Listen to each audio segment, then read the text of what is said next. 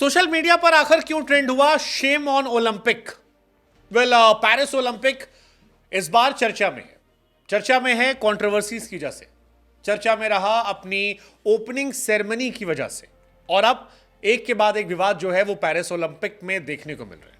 कई अद्भुत चीजें भी दिख रही हैं, लेकिन कई सारी चीजें ऐसी भी हैं जो सवाल पैदा कर रही हैं। जैसे ओपनिंग सेरेमनी में हिजाब पहनने वाली एक एथलीट को बैन कर दिया गया, वो एक बवाल था। ओपनिंग सेरेमनी को जिस तरह से दिखाया गया उसको लेकर सवाल था कि क्या वाकई में ये एक अच्छी ओपनिंग सेरेमनी है, या जो पेरिस पर या फ्रांस पर आरोप लगता है कि वो कई बार गार्बेज को भी एक आर्ट बताकर बेच देते हैं, वो रहा।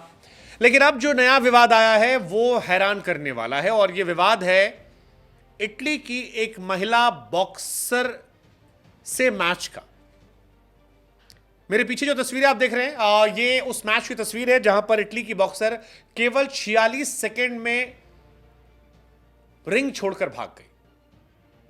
उनके मुंह पर एक पंच पड़ा, नाक पर काफी तेज चोट आई, और उसके बाद इस बॉक्सर के रोने की तस्वीरें सोशल मीडिया पर वायरल होने लगी। अब अगर यह मुकाबला दो सामान्य लोगों में होता तो शायद इसको लेकर चर्चाएं ना होती, शायद इटली की बॉक्सर का मजाक सोशल मीडिया पर ना बनता। लेकिन जो घटना है वो अलग है, और इसी वजह से ट्रेंड हो रहा है we support Angelina Carini. Angelina Carini उस इटली की बॉक्सर का नाम है जो जिनकी रोते हुई तस्वीरें वायरल हुई हैं, जिनकी नाक पर चोट लगी तस्वीर वायरल हो रही है। और ये वायरल इसलिए हो रही है क्योंकि उनका मुकाबला अल्जीरिया की ईमान खलीफ के साथ हुआ था। एंजेलिना एक महिला है, लेकिन उनके सामने जिससे उनका मुकाबला था, जो महिला अभी है, वो महिला के तौर पर पैदा नहीं हुई थी, ट्रांसजेंडर थी, और ट्रांस होने की वजह से बायोलॉजिकल तौर पर वो एक लड़का है जिसने अपने आप को चेंज करवाकर लड़की बनवा लिया है।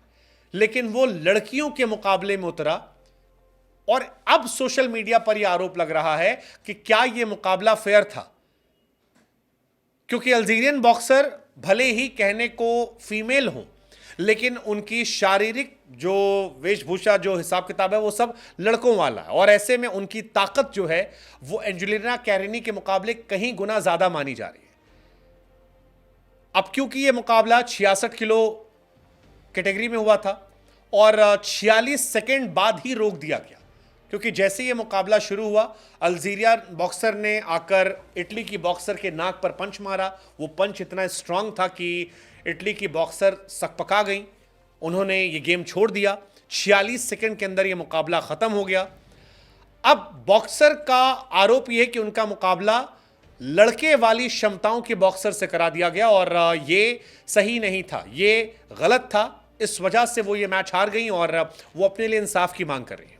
एलॉन मस्क समेत दुनिया में तमाम बड़ी सेलिब्रिटीज हैं जिन्होंने इसको लेकर आवाज उठाई है। अब पेरिस ओलंपिक में कई ऐसे मेल एथलीट हिस्सा ले रहे हैं जिन्होंने जेंडर चेंज करवाया है, और ये पहला मौका है जब इस तरह के तमाम जेंडर चेंज करवाने वालों को फीमेल कैटेगरी में मौका दिया गया है। फीमेल एथलेटिक्स ये कह रही हैं कि अब उनका मुकाबला सीधे तौर पर किसी महिला से नहीं हो रहा, बल्कि पुरुषों से हो रहा है, क्योंकि आधी जिंदगी उन्होंने पुरुषों के तौर पर जी है। वो हो सकता है मानसिक तौर पर स्त्री हो, लेकिन शारीरिक तौर पर उनकी बनावट पुरुष के जैसे है। ऐसे में जब वो बॉक्सिंग जैसे एक शक्तिशाली मुकाबले में खेलने के लिए उतर रहे हैं, तो उनकी ताकत महिला पहलवानों के मुकाबले ज्यादा है। फीमेल एथलेटिक्स इसी बात को लेकर डरी हुई है, और इसी वजह से शेम ऑन ओलंपिक ट्रेंड कर रहा है। इस मुकाबले में 25 साल की कैरिनी के खिलाफ खलीफ ने चेहरे पर पंच मारे, इससे उनकी नाक टूट गई, मास्क उतर गया। अपने कोच से सलाह लेने के बाद कैरिनी ने इस गेम को छोड़ने का मन बनाया, जिसके बाद खलीफ को 46 सेकंड तक चले मुकाबले के बाद विजेता घोषित कर दिया गया। इस हार के बाद कैरिनी रोने लगी। उन्होंने कहा कि यह बहुत दुखद था। कैरिनी कहती हैं कि उन्होंने लाइफ में ऐसा मौका कभी महसूस नहीं किया था। वो अपने मॉम डैड, अपने देश के सामने अपने आप को रिप्रेजेंट करने आई थी। सालों साल उन्होंने तैयारी की थी इस लम्हे के लिए, लेकिन क्योंकि एक लड़के से उनका मुकाबला हो गया, इस वजह से वो ये मुकाबला हार गए। अब दूसरे जो कंटेस्टेंट हैं खलीफ, उनको लेकर बड़ी बात यह है कि पिछले साल जेंडर टेस्ट में वो फेल रही थी। अल्जीरिया के 25 सालीय खलीफ को महिला मुक्केबाजी में प्रतिस्पर्धा करने की मंजूरी दी गई। महिला कैटेगरी में जगह बनाने वाली दूसरी एथलीट है। हालांकि पिछले साल विश्व चैंपियनशिप में उन्हें इनवैलिड घोषित कर दिया गया था। ईमान खलीफ पर पुरुष होने का आरोप है और पेरिस ओलंपिक में उनका खेलना विवादित है।